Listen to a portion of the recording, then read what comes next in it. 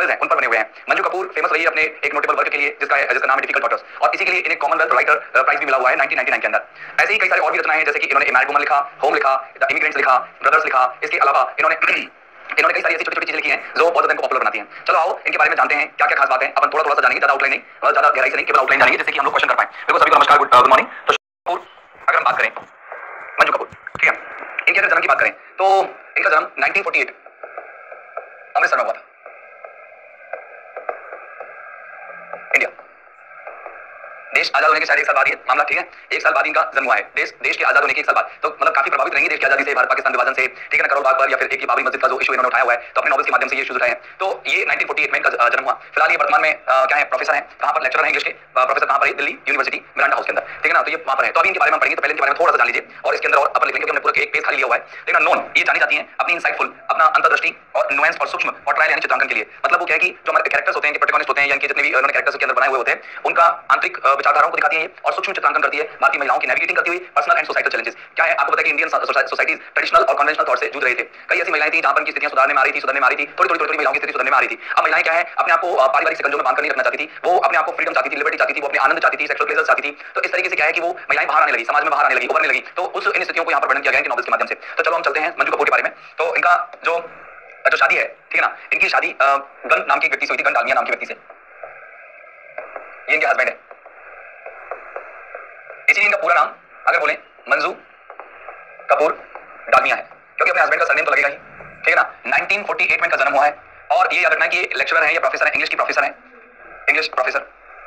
और कहाँ रही है प्रोफेसर, कहाँ है, ये दिल्ली यूनिवर्सिटी में है, डीयू के अंदर है, दिल्ली यूनिवर्सिटी के अंदर है। और दिल्ली यूनिवर्सिटी का एक हाउस पड़ता है, मिरांडा हाउस, मिरांडा हाउस यहाँ पर है, ठीक है ना। इनकी जो शिक्षा दीक्षा है वो कनाडा में भी हुई थी। तो इन्होंने एमए किया, एमए कंप्लीट किया, ठीक है ना। इन्होंने एमए कहाँ कंप्लीट किया, एमए कंप्लीट किया था कनाडा के अंदर, ठीक है ना। कनाडा के अंदर इन्होंने एमए कंप्लीट किया। अब एमए कनाडा के अंदर कहाँ किया था, ये अगर आपसे पूछे तो जैसे ज्यादा दिक्कत नहीं है इसके अंदर, यूनिवर्सिटी ऑफ या Dalhousie University of Dalhousie University of Halifax University में, ऐसे डलहौसी यूनिवर्सिटी लिख देना, बस इतना से याद रखना, डलहौसी यूनिवर्सिटी में। दरअसल अगर आपसे ये पूछा जाएगा इनके 3 चिल्ड्रन है और 3 ग्रैंड चिल्ड्रन है, इस तरह से अभी इनका परिवार पूरी तरह से दिल्ली में रिसाइडेड है। तो आपको याद रखना दिल्ली में इनका जो परिवार है पूरा रिसाइड करता है, दिल्ली में इनका पूरा परिवार रिसाइड करता है, रेजिडेंस इनका, ठीक है ना, दिल्ली के अंदर। अगर आपसे ये पूछा जाए कि इनके कौन कौन से प्राइज है, तो खास तौर से इनको कॉमनवेल्थ राइटर्स प्राइज मिला हुआ है, खास और ज्यादा प्राइज नहीं मिले, कई जगह पर नॉमिनेट हुए हैं कॉमनवेल्थ, आपको यही ज्यादा पूछा जाएगा कॉमनवेल्थ राइटर्स प्राइज कौन सा प्राइज मिला हुआ है, तो आपसे पूछा जाएगा कॉमनवेल्थ राइटर प्राइज मिला हुआ है इनको। और ये कॉमनवेल्थ राइटर प्राइज जो है इनको मिला 1999 के अंदर अपने एक वर्ग के लिए, और इस वर्ग का नाम था डिफिकल्ट डॉटर्स।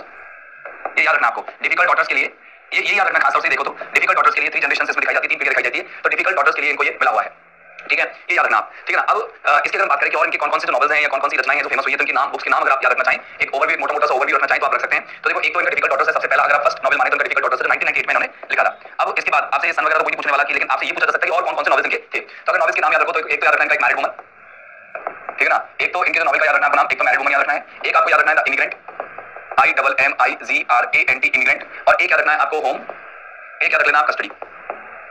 खास तौर से आपको ये 5 नॉवेल्स अच्छे से याद रखने हैं। तो 5 नॉवेल्स के नाम एक बार फिर से बोल लीजिए, मेरे साथ साथ बोल लीजिए। एक डिफिकल्ट डॉटर्स है, ठीक है ना, डिफिकल्ट डॉटर्स के अलावा एक मैरिड वुमन है, एक द इमिग्रेंट है, एक होम, एक कस्टडी है। इन तीनों पर सीरियल बने हुए हैं, कस्टडी, द इमिग्रेंट और मैरिड वुमन। मैरिड वुमन पर तो वेब सीरीज बनी हुई है, the married woman, Balaji film house production बनी हुई है जो कि एकता कपूर का है। और यहाँ द मैरिड वुमन नाम से एक पूरी वेब सीरीज बनी हुई है, द इमिग्रेंट पर है, परदेश में है मेरा दिल, और कस्टडी जो बनी हुई है वो है ये है मोहब्बतें। इस तरह का ये सीरियल बने हुए हैं, टीवी सीरियल है, स्टार प्लस वगैरह पर आते हैं। तो ये देखिए यहाँ पर G5 पर आता है एक, और स्टार प्लस पर आता है, G5 पर तो आता है शायद क्या नाम से, अभी इसका खास ध्यान नहीं, कस्टडी का आता है शायद, है ना, हाँ।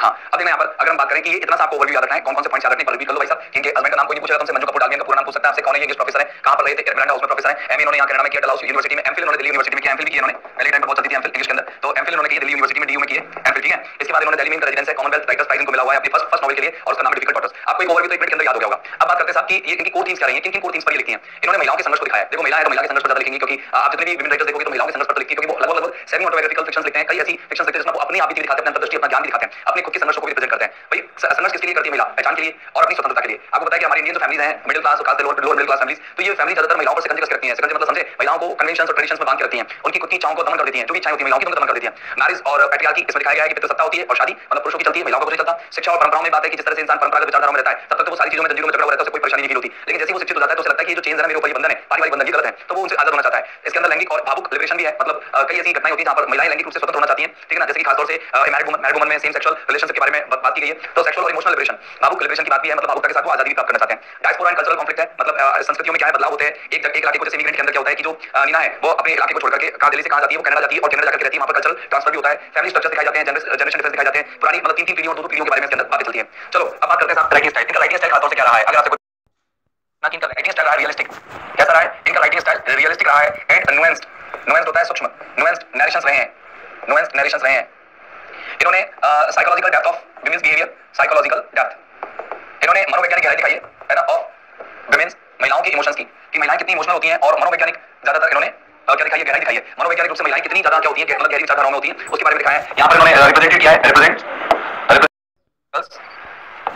in middle class families of modern societies, in the middle class families of modern societies, families of modern societies, modern societies,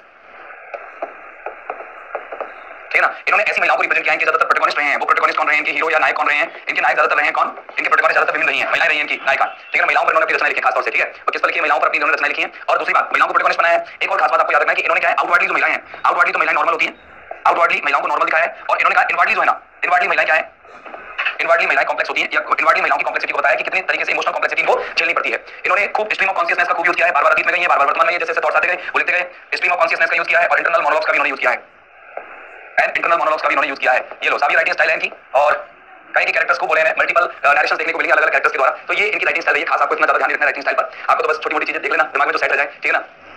हां मैं तो देखता ही नहीं, सीरियल टीवी नहीं देखता मैं, बड़ी परेशानी है मुझे, टीवी नहीं देखता मैं, हां टीवी देखता, कभी-कभार मोबाइल जरूर देख लेता हूं। एक तक मुझे कह रहे सर आपने देखा है कि, लेकिन नहीं मतलब सुना है ऐसे ही, पता है कि बाइक तो बात करती रहती है, तो बाइक करेगी ऐसा ऐसा चल रहा सीरियल, और नहीं सुने तो दिक्कत है, आपको पता है सही जो ये नॉवेल्स में होता है हमारे साथ हो जाएगा, तो सुनना पड़ता है। पत्नी जब बोलती है कि ये सीरियल ऐसा है वैसा है, तो उसकी कहानी सुननी पड़ती है। तो ये देखो, क्या आप बीएसटीसी 2025 की रेस में हैं तो कहीं पीछे ना छूट जाएं, अब वक्त है। अवार्ड है, क्या अवार्ड आपको याद रखना, मेजर अवार्ड खास तौर से आपको याद रखना है। कॉमनवेल्थ राइटर्स प्राइज जो यूरेशिया रीजन के अंदर इसको मिला था, बुक इनकी कौन सी थी, अभी मैंने बोला था डिफिकल्ट डॉटर्स, ये सबसे पहला इनका नॉवेल है, डिफिकल्ट डॉटर्स पर इनको ये मिला हुआ है, ठीक है। और डिफिकल्ट डॉटर्स इन्होंने 1998 में लिखा था, लेकिन इनकी जो ये जो नॉवेल ये कॉमनवेल्थ प्राइज मिला वो 1999 में मिला है, कब मिला है, 1999 में मिला है। इनको काफी बार शॉर्टलिस्ट किया गया, लॉन्ग लिस्ट किया गया दूसरे लिटरेरी प्राइजेस के लिए, जैसे कि इनको शॉर्टलिस्ट किया गया था हज क्रॉसवर्ड बुक अवार्ड के लिए इंडिया के अंदर, फिर इनको लॉन्ग लिस्ट किया गया था मैन एशियन ये लिटरेरी प्राइज के लिए, फिर इनको नॉमिनेट किया गया था DSC prize for South Asian literature के लिए। लेकिन आपको ये इतना देखना नहीं है, आपको केवल एक प्राइज याद रखना है। मुझे तो लगता है कि आप आराम से याद कर लेंगे। इनवर्डली मतलब आंतरिक रूप से, आउटवर्डली मतलब आंतरिक रूप से तो महिलाएं कॉम्प्लेक्स होती है, बाहर से नॉर्मल दिखती हैं। अब होता है कि स्त्रियां चरित्र को अपनी जाने, महिलाओं के चरित्र का कोई पता नहीं लग सकता, तो यहाँ पर ये कोई ट्रेडिशनल जो थॉट्स हैं वो ट्रेडिशनल थॉट्स के बारे में दिखाएगी कि आउटवर्डली नॉर्मल लगने वाली महिलाएं इनवर्डली कितनी क्या होती हैं, आउटवर्स्ट होती है, अंदर से कितनी प्रस्फुटक होती हैं, तो उसके बारे में यहाँ पर बताया गया है। सर हमें भी देखना पड़ेगा, जैसे ही काम चल जाएगा। अरे नहीं देखना कुछ नहीं भैया, सीरियल वीडियो कुछ भी देखना, सिर्फ नाम याद रखने, नाम से काम चल जाएगा अपना, तो कोई सीरियल मत देखना, कुछ भी नहीं देखना आपको,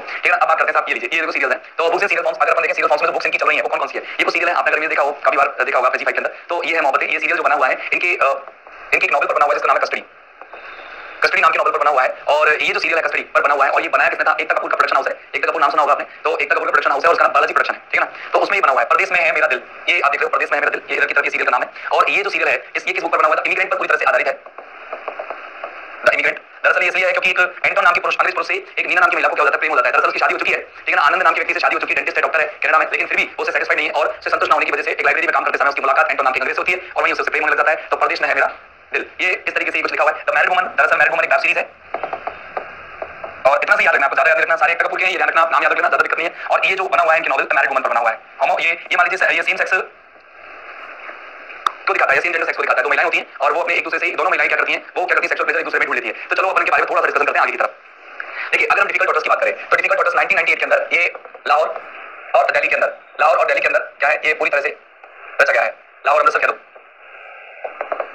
है ना। दरअसल क्या है, अब यहाँ पर इस अगर हम इसकी बात करें किसकी, अपनी बुक की डिफिकल्ट डॉटर्स की, तो मैं आपको इसमें थोड़ा सा आपको इंसिडेंट बता रहा हूँ, थोड़ी सी इवेंट बता रहा हूँ। सर डीएससी 2011 में मिला था इनको, बुक में लिखा है, बिल्कुल डीएससी से नॉमिनेट किया गया है, मिला। ये देखो जैसे वो साहित्य अकादमी अवार्ड के बारे में बात करते हैं ना कि तो डिक्लाइन हो गया था वो, किसको, अपन अरुण तिवारी के बारे में बात करें तो। लेकिन फिलहाल कोई नहीं, अपन कर सकते हैं इसको, तैयार कर लेना, ठीक है ना, भावना चौहान जी तैयार कर लेना। हाँ बिल्कुल 2011 में डीएससी लिख लेना, कोई दिक्कत नहीं है, 2011 में इनको डीएससी मिला हुआ है, ये आप लिख देना, आपसे ये डीएससी प्राइज कर लेना चाहिए, इसको भी करना है। वैसे तो मेरे से लिटरेरी प्राइज जो मिला है, नॉमिनेट किया गया है, तो मिला है हज क्रॉसवर्ड और बुक अवार्ड, ये भी इनको मिला है। खास इनकी जानकारी नहीं है, कई गाइड में लिखा हुआ है, कई बुक में लिखा हुआ है, तो गाइड और बुक दोनों में डिफरेंस है, तो गाइड को आप ज्यादा मानिए, बुक को मानिए, मेनली प्रेफरेंस दे बुक को। तो 3 डॉटर्स के बारे में बात करते हैं। दरअसल ये 3 फैमिलीज के बारे में है, कस्तूरी या 3 जनरेशंस के बारे में, फैमिली कहेंगे, फैमिली तो एक है कस्तूरी, ठीक है ना, वीरामती या वीरा, है ना, और या वीरामती भी कह सकते हैं, और एक है इनकी जो बेटी है इडा। ये 3 फैमिली, ये 3 जो है जनरेशंस हैं। ये मान लीजिए कस्तूरी जो है, इसके जो पति का नाम है ना, इसकी कस्तूरी का जो पति का नाम है वो है सूरज प्रकाश, ये लाहौर की एक बहुत ही ट्रेडिशनल फैमिली है और बहुत ही परंपरागत फैमिली है। कस्तूरी ये मान लीजिए कि एक बच्चों को पैदा करने वाली मशीन बन जाती है। 12 बच्चे होते हैं क्या, कस्तूरी और सूरज प्रकाश क्या, और उनमें से सबसे बड़ी जो बेटी होती है वो होती है वीरमती। अब दरअसल वीरमती के साथ ट्रेजेडी क्या होती है कि वीरमती अपनी माँ के बच्चों को पालते पालते सेकंड मदर बन जाती है, ठीक है ना। हालांकि वो अपने खुद की लाइफ पर ध्यान नहीं दे पाई, शिक्षा के लिए इनको उसके पड़ोस में एक टीचर लगाया गया, इंग्लिश पढ़ाते थे वो प्रोफेसर, और उनसे उसका नाम था हरीश, हरीश है ना। हरीश इनको शिक्षा के लिए लगाए जाते हैं। भाई साहब हरीश की पहले शादी हो चुकी है, हरीश की पत्नी का नाम गंगा है, लेकिन हरीश का जो अटैचमेंट है वो वीरावती के साथ ज्यादा हो जाता है। अब वीरा के साथ अटैचमेंट ज्यादा होने की वजह से वीरा से शादी करने की सोचता है। हालांकि वो कैसे सोचे शादी करने की, क्योंकि पीछे से गंगा नाम का चाबुक है, लेकिन मजबूरी है कि वीरावती बहुत ज्यादा अटैच हो जाती है हरीश से और वो कंप्लीटली उससे शादी करना चाहती है, बहुत ज्यादा फिजिकली भी अटैच हो जाती है और मेंटली भी अटैच हो जाती है, और वो अपनी माँ और पिता के खिलाफ जाकर के हरीश से शादी कर लेती है। इसके लिए उसको इंस्पायर करती है उसकी दो फ्रेंड है, एक तो शकुंतला है जिनसे वो जब अमृतसर जाती है पढ़ने के लिए, पंजाबी फैमिली है, तो वहां उसको प्रेरित करती है कि स्वतंत्र रहो, उसकी लाइफ स्टाइल चेंज कर देती है वीरावती की, और एक इनकी स्वर्णा नाम की फ्रेंड है वो। हालांकि इसकी शादी जो है इंद्रजीत से कर दी थी तय, लेकिन ये क्या है, इंद्रजीत से शादी तय कर दी थी, लेकिन ये भाग्यवान ने करी नहीं। अब इन सारी घटनाओं का पता लगाती है इडा वीरमती की और हरीश की बेटी है, जो कि बहुत ही मतलब टॉर्चर होती है गंगा के द्वारा और हरीश के द्वारा टॉर्चर की जाती है। तो इडा जो है वो अपनी माँ की जो स्थिति है उसके बारे में पता लगाती है। वो कभी लाहौर, कभी अमृतसर, कभी पाकिस्तान, कभी कहीं जाती है, पाकिस्तान भी जाती है, पाकिस्तान से उनकी जो रिलेशन है उनको भी बार-बार लाहौर, आपको पाकिस्तान पता है, तो वो रिश्ते को जो है 1930s 1940s का जो संघर्ष है वो दिखाया गया। 1930 और 1940 में जो संघर्ष होता है उसको यहाँ पर रिप्रेजेंट किया गया है, ठीक है ना। ये इनके दशकों का ये रिप्रेजेंट है। तो इडा इन सारी घटनाओं को खोजती है। हालांकि इडा के साथ भी वही घटनाएं करती है। इसकी भी जो शादी है एक लव मैरिज होती है, वो अपनी हालांकि माँ उसके लिए परमिशन या वीरमती उसके लिए परमिशन दे देती है, लेकिन फिर भी वो शादी फेल हो जाती है और वो तलाक ले लेती है। तो ये 3 महिलाओं की कहानी है। तो देखो महिलाओं की शिक्षा के बारे में इसकी थीम रही है एजेंसी, है ना। रिबेलियस महिलाएं विद्रोही हो जाती हैं, तो माँ की बात नहीं मानी वीरमती ने, कब जब वो शहर आ गई थी पढ़ने के लिए। ट्रेडिशन परंपराओं के बारे में आया है, प्यार, शादी, ठीक है ना, सोसाइटल एक्सपेक्टेशंस, ये तो 3 है ही। पार्टीशन विभाजन हुआ था भारत पाकिस्तान को, समय की बात है। इमोशनल इंपैक्ट पर क्या प्रभाव पड़ा था, बस ये आपको याद रखना है कि कैरेक्टर्स खास याद रखो तो रख लेना, नहीं तो कोई दिक्कत नहीं। अगला देखना ए मैरिड वुमन, 2002 में लिखा था, सेकंड नॉवेल ए मैरिड वुमन। ये सेम सेक्स के बारे में बात करता है, सेम जेंडर सेक्स होता है। इसके अंदर क्या होता है साहब, समझो कि इसके अंदर जो इसकी अभिनेत्री होती है, मतलब इसकी जो प्रोटैगनिस्ट होती है वो होती है आस्था, एक बहुत ही एजुकेटेड, अच्छे से वेल मैनेज्ड फैमिली को लेकर के चलती है, और उसकी जो पति होता है वो होता है हेमंत। हेमंत उसका हस्बैंड होता है। और आपको इनके एक्ट्रेस प्रोटैगनिस्ट याद रखना है, आस्था। आस्था यहाँ पर क्या है, ये आपकी प्रोटैगनिस्ट है, हीरोइन है, प्रोटैगनिस्ट, हीरोइन लिख देता हूं, प्रोटैगनिस्ट लिख देता हूं। अब इन दोनों मैरिड हैं, लेकिन वो अपने पति से ज्यादा संतुष्टि थी, पति इसको इमोशनल प्लेजर नहीं दे पा रहा था, सेक्सुअल प्लेजर नहीं दे पा रहा था। हालांकि बच्चे थे, लेकिन अब इन दोनों बच्चों को छोड़कर के ये बाबरी जो मस्जिद था उस टाइम पर, 1972 में जो मामला हुआ था उस समय की भी घटना है। फिर दरअसल क्या है कि उस समय पर पिपलिका नाम की एक महिला होती है, पिपलिका त्रिवेदी इसका नाम था, त्रिवेदी, पिपलिका त्रिवेदी से ये भी एक महिला होती है। दरअसल ये एक मुस्लिम थिएटर में काम करने वाली की विधवा होती है ना, उसके पति एक्सपायर हो चुके होते हैं। अब इन दोनों के अंदर प्रेम डेवलप होता है, इन दोनों के अंदर प्रेम विकसित हो जाता है, बस इस पर कहानी है। तो काफी बड़ा नॉवेल है। तो रिप्रेशन है, मैरिज में रिप्रेशन होता है, आपको पता है कई सारे तनाव जापना झेलनी पड़ती है महिलाओं को। सर्च फॉर आइडेंटिटी, अपनी पहचान की तलाश के लिए ये महिला निकलती है, अपनी पहचान देखना चाहती है कि मैं वास्तव में क्या हूं और मैं कहां फंस गई, मैं अपने पारिवारिक जिंदगी में फंस गई, कुछ नहीं है। तो परिवार में सेम सेक्स लव भी है इसके अंदर, और political activism and personal growth भी है इसके अंदर। तो ये देखो ये मैरिड वुमन है और इसको खूब फिल्माया गया है दो अभिनेत्रियों के द्वारा। अब देखना यहाँ पर होम, होम में क्या होता है, होम एक पाकिस्तान की व्यक्ति बनवारी लाल, उसकी फैमिली की कहानी है। बनवारी लाल, बनवारी जैसे एक्ट्रेस बनवारी लाल नहीं है, मतलब इसकी जो प्रोटैगनिस्ट है, अगर अपन बात करें तो ये बनवारी लाल फैमिली कह दो, ये तो मर जाता है ना। और इसकी जो बेटी है, द ग्रैंड डॉटर कह दो, निशा, निशा इसकी प्रोटैगनिस्ट है।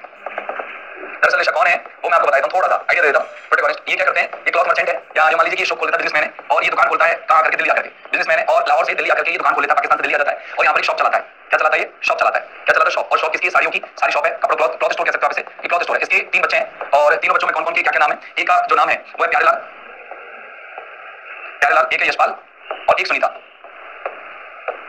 यशपाल और सुनीता, ठीक है ना, सुनीता, ठीक है ना। सुनीता की, ये सुनीता की बेटी है, यशपाल और प्यारेलाल दोनों बेटे हैं, दोनों दुकान को संभालते हैं बढ़िया से। सुनीता जो है उसकी शादी एक ऐसे व्यक्ति से की जाती है जो अल्कोहलिक होता है और वो इसको क्या मार देता है, जो कहते हैं कि इसकी मृत्यु के पीछे उसका हाथ है। सुनीता मर जाती है तो बेटा विकी जो है वो इस परिवार में क्या बन जाता है, इस परिवार में बेचारा उसका डॉक्टर करना पड़ता है बनवारी लाल को। बनवारी लाल तो विकी की स्थिति सही रही, लेकिन अभी दोनों भाई अपने भांजे को पाले तो कैसे पाले। यशपाल की शादी लव मैरिज होती है सोना से, और इन दोनों की बेटी होती है कौन, निशा।